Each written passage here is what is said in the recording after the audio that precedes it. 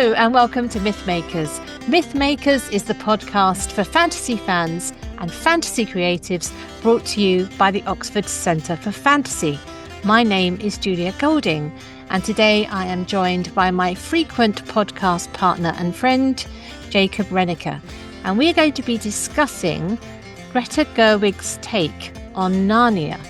And we're going to be looking at the news that's coming out about the Magician's Nephew, which is the film that she has chosen to start with.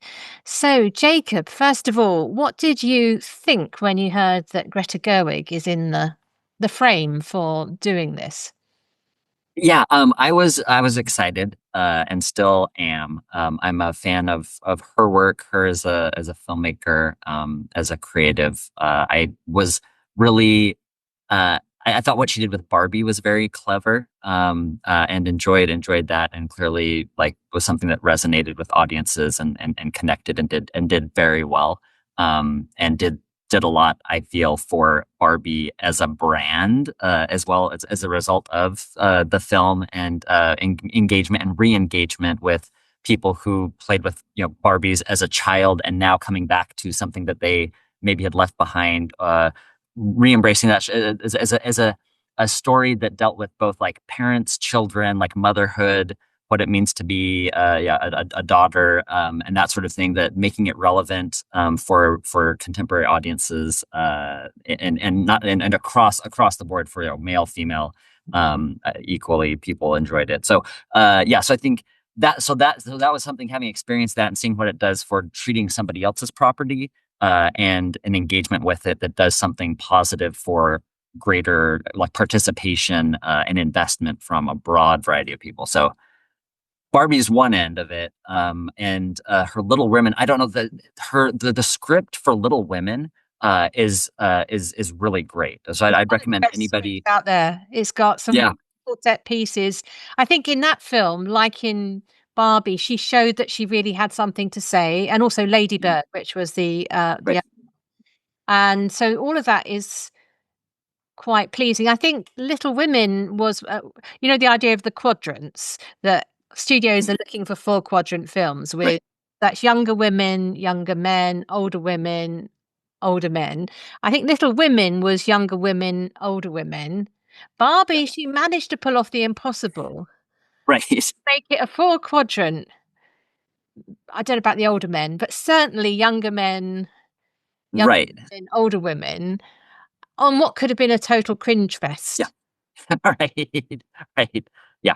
Yeah, exactly. So I think, so seeing how she's able to deal with those different audiences, and in the case of a period piece, like with Little Women, one of the things I appreciate that you see in the script that kind of comes through in an ambient way, or kind of implicitly in the film itself, is how seriously, or how much attention she paid to the time period, or how thoughtful she was about looking at what is the zeitgeist of this particular period, and trying to have that in conversation with the characters that are there. So I think she's clearly a thoughtful, very thoughtful, skilled, careful storyteller that has a unified vision, like you said, that ultimately has all the different pieces working together to deliver a particular, her particular message, her vision of that emerged for her in this particular work, given the limitations of the screen and visual storytelling. So I'm an unqualified, excited, happy, and good to see somebody like that is that thoughtful and smart, dealing with the text that is also thoughtful and smart. Yeah, I'd say that she is the most sought after female director at the moment. And for Netflix to have got her for this property means how much they're investing in it. So turn away now if you don't want any spoilers at all. But it does seem that the early indications are that she has decided to set The Magician's Nephew in around mid-1950s, 1955. Now, there is a reason for this, I think, which is if you turn to the very first page of The Magician's Nephew, before everybody throws their toys out the pram, the very first sentence is, "This is a story about something that happened long ago when your grandfather was a child. So my kid's grandfather was a relatively young man in the 50s. So she can turn and say, well, hang on a minute, I'm just following the book.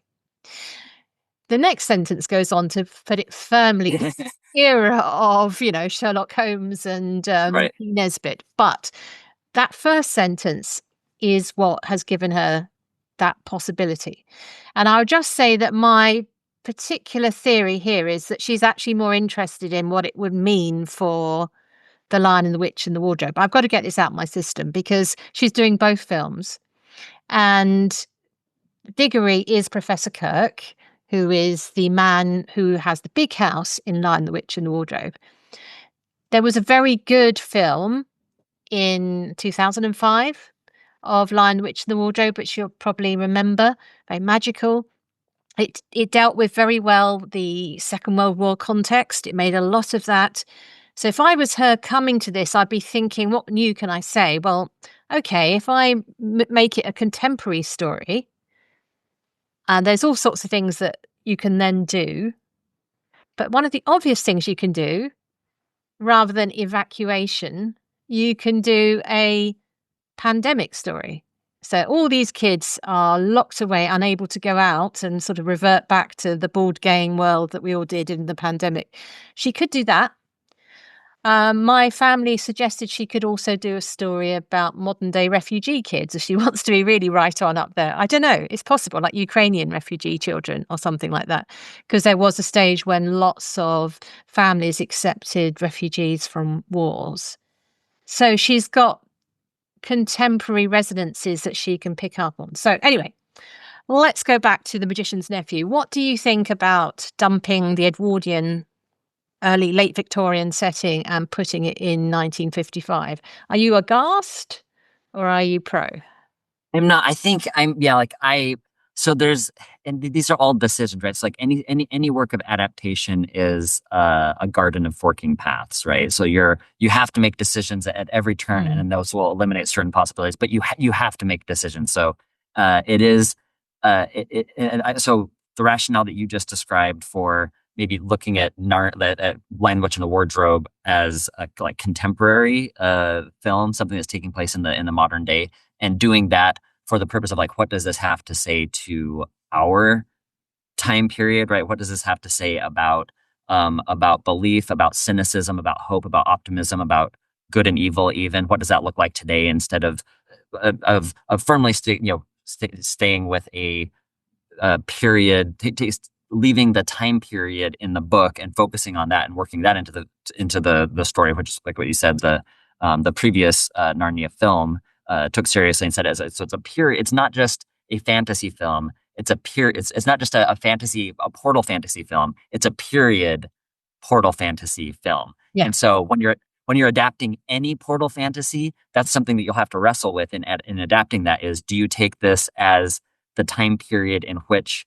the book was written, for the modern day acts, the part where this fantasy world bumps up against our world, or do you take the spirit of portal fantasy, which is people from our world coming into the next? And so you have to make that decision. And so, if in order to differentiate it from the previous film, then I think that's a smart idea to do something that's clearly different. But also, I think, and Gerwig is clearly wants to make this relevant and have something that resonates and has meaning for contemporary audiences.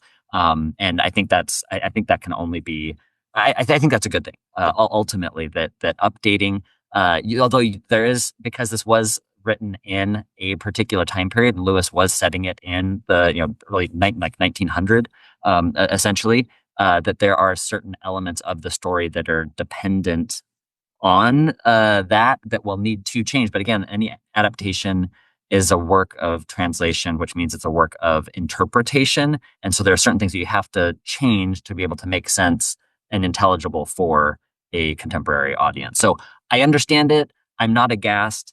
I think great things can be done with that. Like you mentioned, the first sentence of the of Magician's Nephew is, when this is a story that takes place when your grandfather was a little child.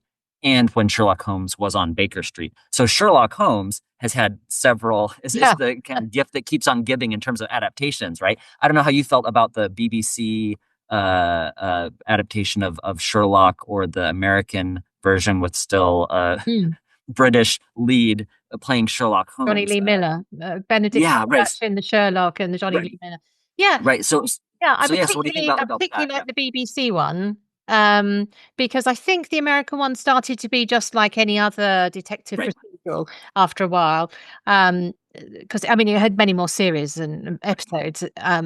But the BBC one became quite, certainly the early series. It lost its way a bit later on. Anyway, that's a different discussion. Yeah, right. Think it gives, though people who like the books might be worried about Sherlock moving, the books remain.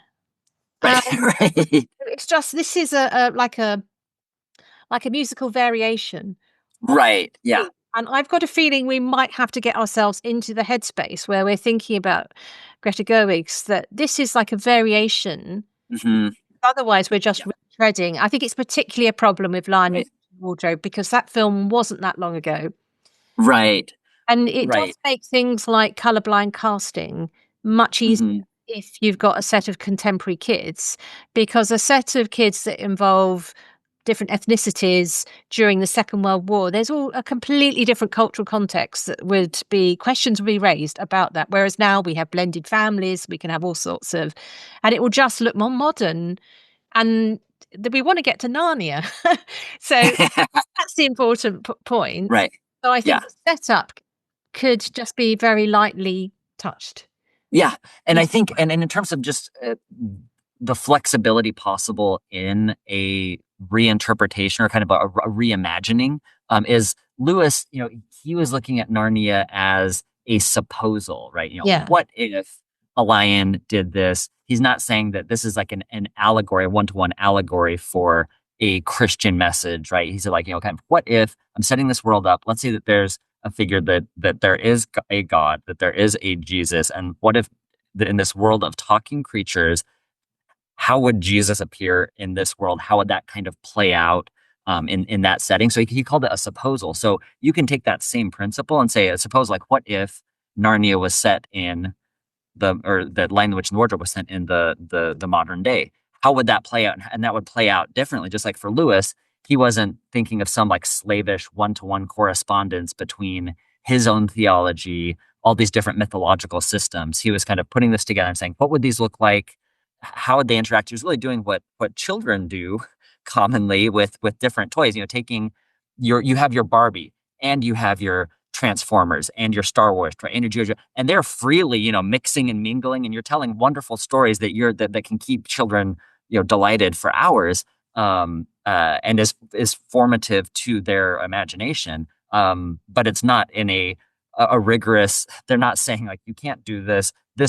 This character clearly cannot function in a 2020 setting. This character is actually, this knight figure that I have cannot interact with Paw Patrol, a contemporary talking Mm. animal, right? So I think that his flexibility, Lewis's flexibility in dealing with that, like, imaginative worlds, I think that they're completely accommodated that. Now, if you're just, that's a different conversation when you're talking about Tolkien, right? Yeah. Oh, yeah. It's About a doing much that sort of more, thing. yeah, organic whole, I think. Yeah, right, right, Yeah. right. So anyway, so I think that's, yes, but I think there are things that are lost, and I'd be interested to hear from you, Julie, on what you think items from Magician's Nephew that were Victorian era that you Yeah. feel were kind of like baked in. What do you think are things that you would lose, possibly from removing some of those elements or recasting it, 40 or 50 years later? Yeah. Absolutely. I think that's a longer conversation. Can we just quickly dip Oh in yeah, to the casting so far? oh Because yeah, sure. I think the changes are not going to be so big for the Magician's Nephew as they could potentially be for The Lion and the Witch and the Wardrobe, coming bang up to date, because the 1950s still feels like quite a long time ago for most of us. And the casting has been very small c conservative, I would say. So it will look it's not going to get that outcry that, oh, you've cast a different race person to be Diggory or whatever it might be. Because the way they've gone on that is they've got Daniel Craig as vile Uncle Andrew, which he wants to chew up the scenery, I'm sure, because that's such a wonderful Right. part. Yeah. You've got Emma Mackey as Jadis. Now, Emma Mackey was also in Barbie. Um, she looks very much like, when you see her, you'll think, wow, cheekbones. She looks like the illustration. She's got the look. I could imagine her also in another context being Cruella de Vil. She's got that. Right. So I'm sure she'll be great. Kerry Mulligan as Mabel Kirk, the mum. So I'm anticipating that she won't just be in bed. I would imagine there'll be some, you know, more use of Kerry Mulligan than someone who's at death's door. Maybe some flashbacks or something. And then, of course, the two big roles are David McKenna, who is Diggory, and Beatrice Campbell, who is Polly. Obviously, as young actors, we don't know very much about them. What we do know, though, about David McKenna is that very nicely, actually, that he's from Northern Ireland. And he does have a kind of young C.S. Lewis stature because he's a kind of bigger lad, shall we say. Um, he's been cast, and this is going to come out first. He's playing Piggy in the adaptation of The Lord of the Flies, which I think the BBC are doing. It's about to come out. So he is clearly already has an extremely much more difficult role actually under his belt. So I'll be interested to see what he does. He's not what I would say, he's quite a British casting rather than a kind of Disney kid casting, shall we say. And I think that's really good. Um, so I think that the cast will hold it really well together. So do you have any, I mean, I don't know if you looked into them. Okay. So Yeah, yeah, no, nothing else on yeah. casting other Going than the into yeah, that's good. going into what you were just asking, and I'm going to ask the question back to you about the 1950s. The immediate thing I thought of was what they're going to do about Strawberry Fledge, because Right. my favorite illustration from Magician's Nephew is one which so many people remember. It's the one of Jadis riding a hansom cab acting like this Babylonian queen type thing that she is. Yeah. Um, by the 1950s, we don't have hansom cabs of that nature in London. I mean, there are the occasional horse, but by then it's an occasional horse, perhaps somebody on a milk. Yeah, you do get, actually, just thinking about it, there were a few horse drawn vehicles, but certainly not cabs. And of course, the Frank, the cabbie, becomes, spoiler, the first king of Narnia. So they're going to have to fudge that, find a way to get him. You want a kind of Cockney lad. Yeah. You can't make Right. him a guardsman or someone who would conceivably have a horse. Right. Could be a rag and bone man, actually. People were around of horses at that time. So there are things as a British person I'm thinking you could do, but I wonder what Greta's going to do.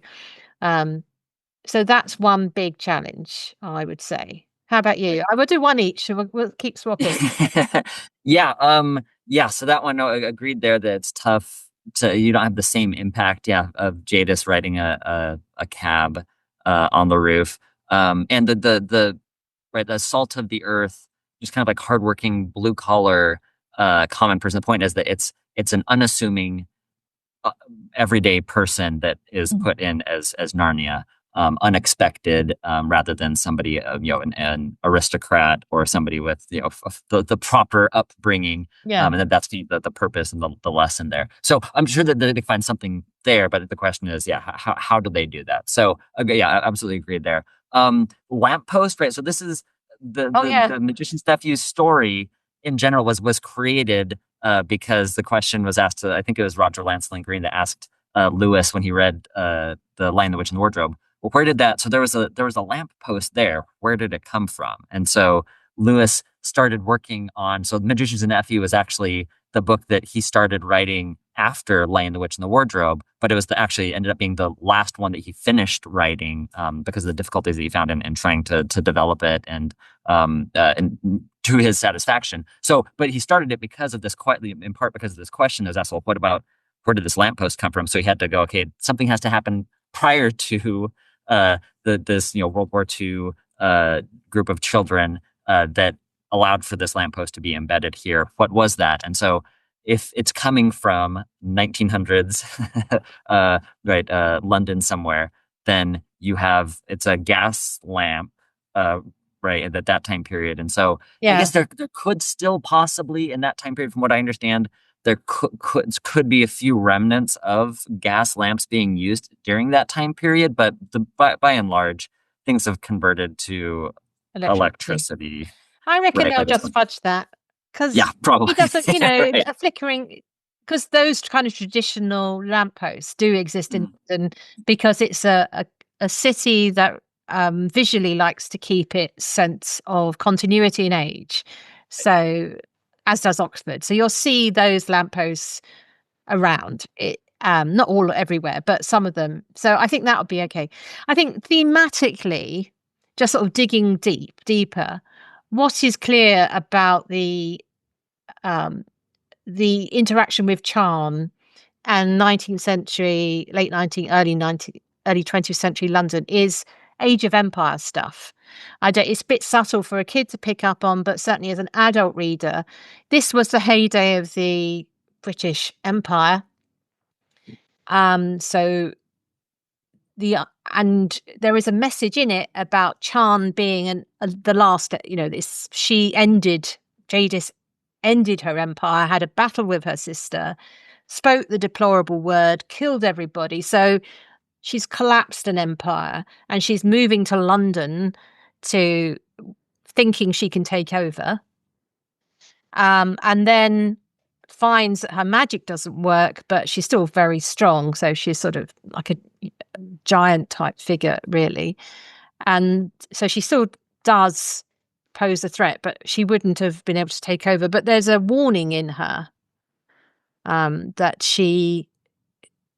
makes sense to bring to London. And now thinking about what's happening in 1955, it's a decline of empire. It's the battered London of post-war Britain. Rationing has just ended. You've got a young queen on the throne. So there is a revival happening, which leads into the sort of 60s where things pick up again. But it is, the London would be that of not that dissimilar to Charn. It will be bomb sites, and you can actually use that though, I suppose. But the feel, you're moving from heyday Mhm. to decline, and it changes the themes of the book, which you may lean into, but you are Yeah. losing something. Because of course the whole Empress Jadis bit is actually a nod to the E. Nesbit story of the amulet um, episode where a queen of Babylon comes with the children to claim all the goods in the British Museum. It's a wonderful book. Um, and she summons all her own stuff out of the museum, and it all starts pouring out. It's a really fun episode. So Lewis has got that, which he would have heard as a youngster himself. He's got that in mind when he's writing that. So there are some connections here which will go because of the Yeah. change in time. Yeah, and that's good. That's interesting. You're talking about a younger, right, queen on the throne. It's Mm. Jadis is kind of seen as like a foil for, You could do all right, Queen sorts of things with Elizabeth. that, couldn't you? Yeah, right. Yeah, yeah. It was the queen when she was at her most, the late queen, at her most fashionable. She and Prince Philip were quite a glamorous looking couple. I don't know that they'll find time for that because, of course, Probably. Yeah. what's going on in that scene. But Right, right, right. it is a possible nod that you can do there. Yeah.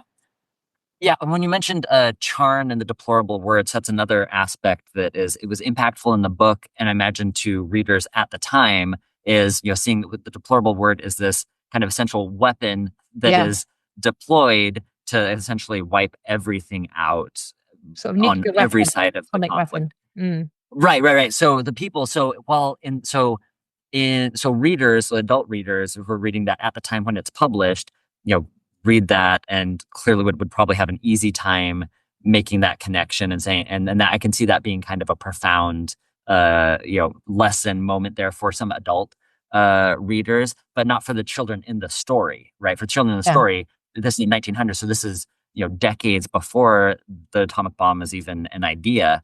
And so it doesn't have an impact on them as the children. They just think that there's something that's big and bad and can happen, and it's vague in general. But in here, in changing the time period, what you can have is that lesson being kind of comprehended by the children themselves, which is something that wasn't possible in the original Yeah. historical setting. So that again, it's different. It's a change, but it's something that could potentially have a resonance with the actual characters themselves, and that changes Diggory. So a Diggory who is post-war, was aware of atomic weapons and that, and then seeing Charn and maybe making that connection Yeah. himself, and what that does to then, if you bring him into Lion, the Witch, and the Wardrobe later, where he's aware of exactly, he's seen in his own world what Charn is what the deplorable word is capable of in our world. Um, it's not just a theoretical, this is a big bad thing that could happen. He says like, oh, this sort of thing happens in our world, and it's just as bad as what's in Narnia. And so Narnia, in some cases, might be seen as more of a threat to our world, or more the possibility of peril. And if Jadis is coming back through the wardrobe into our world, if that's probably going to become more real, saying if she does this to that world, this happened, this is in a localized way happened in this broader world that Narnia is attached to. What can she do now in our day? She doesn't, but it's made. She does try and use a deplorable word or a spell on Letty, doesn't she? And it doesn't Right, yeah, work. So in our world, she doesn't have. She's got strength, but not magic. Whereas in Narnia, she right, has magic because you remember she goes yeah, around turning people to stone. right, She has yeah, that Medusa right, yeah. power. No, that's a good point. I know, but then another question would be like, so if Jadis is still back and functioning, she's had this so much time. She's had in Narnia time Yeah. far more time to be able to. Has she found a way to recover that sort of magic, or find a way? Has she been working to try to bring magic back into, or her magic into our world? Who knows? But I can see a degree, the a child having witnessed what is possible with not just bombings, but also the atomic bomb and the news of that, and what that would have looked like to a child. Then that affecting and having kind of lasting emotional memories coming into the present day, and how they see then a revival of this magic, and probably flashbacks to what they experienced themselves as a child. So yeah, I think there's trade-offs for changing that, but I think regardless, since war is still something that happens in our world today, I think that's still going to be just as relevant. This warning about empire power. How do you use weaponry? What does it mean to possess something? What's our relationship with creation? Stewardship, right, over creation. She might How have do we her. interact with them? I mean, She might have her eye on America. Because in terms of the stage America is in its world power, right. are you the same as the UK was back in the 50s? Discuss. Anyway, another theme that is coming into the frame is uh, the big one, which is about the central story about getting a fruit that will heal your mother of what looks like cancer. Philip Pullman is pretty irate about this. He really famously dislikes this book, and dislikes C.S. Lewis as well. And this is the bit that he particularly dislikes because he thinks that Diggory is being rewarded, that good boys can cure their mother, which is a terrible message to give to boys whose mothers and girls whose mothers do die, as tragically people do, unjustly, just because that's the way things happen. What do you think the story is going to do about that? What would you do? Yeah, that's a good question, and I think it's a fair point, in that, like, you don't want children are impressionable, and it's often uh children, I know I'm heartbroken when my child thinks that something is his fault, that is not his fault, something larger in the world or health wise or somebody got hurt, and he feels like he's responsible for it, and just like how much that troubles him as a more sensitive child. So like I totally get that. I did absolutely do not want that, wouldn't want that to be a precedent for children. And so you do have to be careful uh about being mindful of the lessons that children are taking away.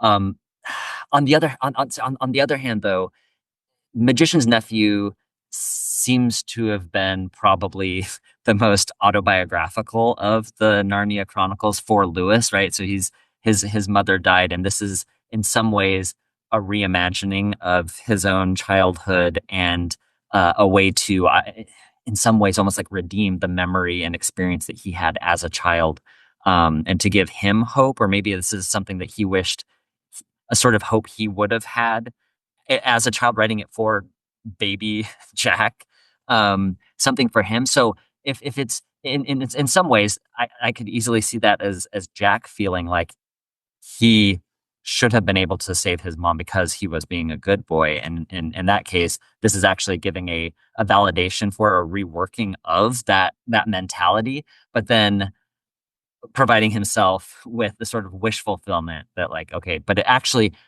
wasn't because you were a good boy necessarily. It was only because of Aslan and this other world and something that was completely outside of your control, that then was able to bring healing to her, in that sense. So it wasn't ever necessarily about Diggory, but it was about Aslan and what Aslan could provide. So you can interpret it and see it that way, which is more resonant with Lewis's, Christian worldview and how you actually save people from death. There's nothing that humans can do, and it's foolish to try to extend life ad infinitum, but because that you just become a monster, presumably, the longer you live and the more that you have the vicissitudes of life. And if you're just hanging on and grasping at life, there's a root desire there that isn't reconciled with larger ideas that he believes in his Christian outlook, that humans should be more attuned to. It shouldn't be about life in terms of longevity of life, but rather the quality of life and how you're helping other people to flourish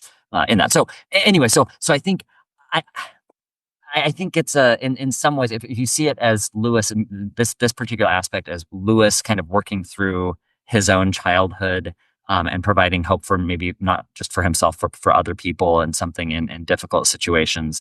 I can see that being a false hope in from Pullman's perspective, but also from a different perspective. I think like any hope, any sort of relief or light you can give to somebody that's in a difficult situation, is can be helpful, if it's done sensitively. And it is clear that this is a work of fantasy, uh, and not necessarily a direct, correlation to what's actually happening in the real world. I don't know. What do you think, Julia? I think C.S. Lewis has every right to tell this story in the way he wants to tell it.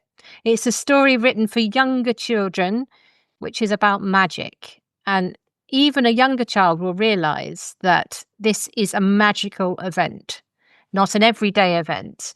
And it's the magic that makes a difference.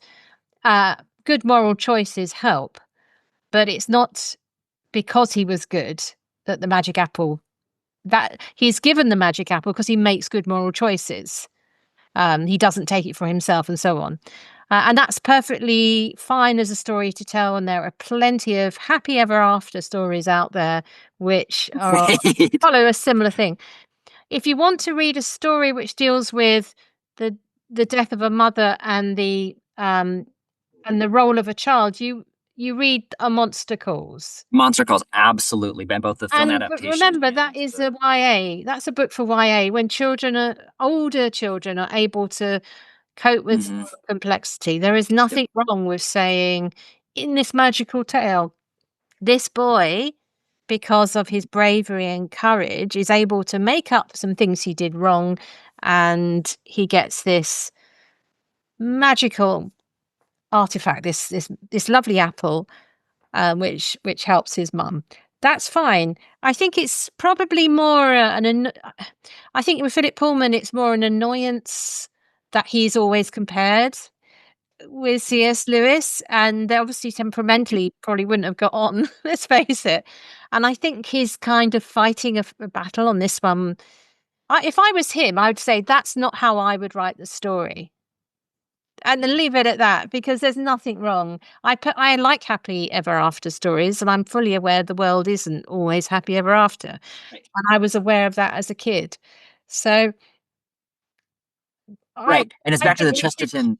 I think it's fine to have a lovely family film, going to the Greta Gerwig thing, where you don't have to say, oh, yes, and by the way, lots of other people are dying. I mean, fine, but that's not how the film isn't really about that. The film is about his choices and after he's made some mistakes. And it would be awful if at the end, after doing the right thing, he gets home and his mum dies. I mean, just think about that, you know. Right, Anyway, from a child, yeah, the child seeing that. No, that's good, and I think, and that reminds me of right with Chester G.K. Chesterton writing about critiques against showing dragons or monsters to children, right? That the children shouldn't see the sometimes the scarier things in life, monsters specifically, or bogey, as the phrase that he uses, and he says, something along the lines of, children are going to see monsters anyway. If like what a child is thinking about in terms of what is bad and worse and scary is probably far worse than any adult could write. What the adult would be writing would probably pale in comparison to the imagination of a child. What the importance is not showing that is making clear that dragons exist. It's to show that dragons can be conquered in yeah. some way, right? It's to give that sense of hope that, like, yes, the world is scary, but there is a way forward in that world that does have hope, and light, and you can carry that with you in spite of the monsters and everything there. So I think that that's what this story Yeah. does, right? And also, It gives a hope.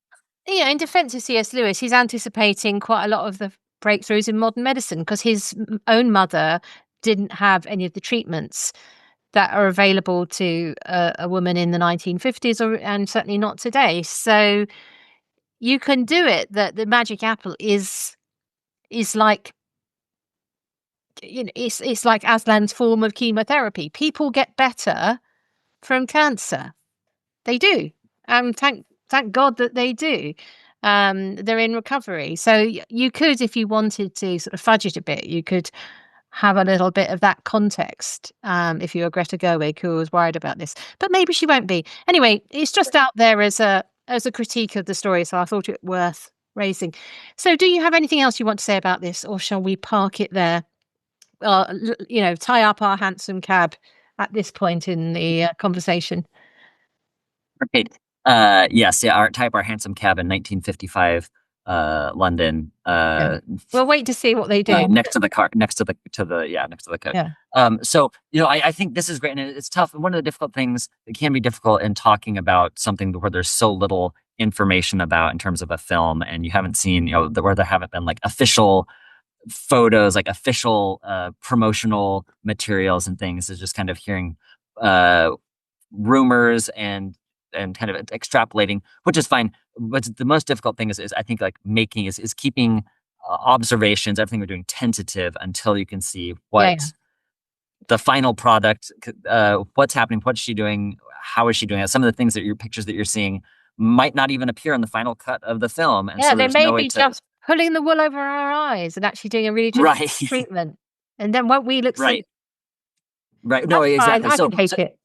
So it's just right, right. So it's fun. So it is fun to kind of to think through the different ways as a creative, right? Is trying to think of, Yeah. so what could this mean story wise, keeping it tentative, and knowing that, like, you can, like, the book exists and will always exist in the form that it is. And so nothing can touch that original idea and your relationship, your individual relationship with the Magician's Nephew, as written by C.S. Lewis and illustrated by Pauline Baines.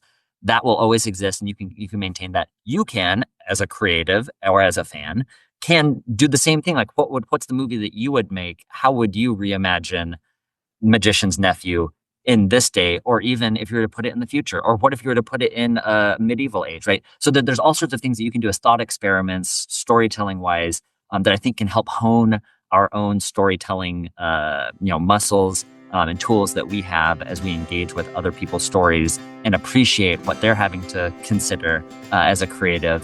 That can reflect our own storytelling, I think, in a really significant and positive way. Thank you, Jacob. Thank you very much for discussing Magician's Nephew with me. Happy to be here.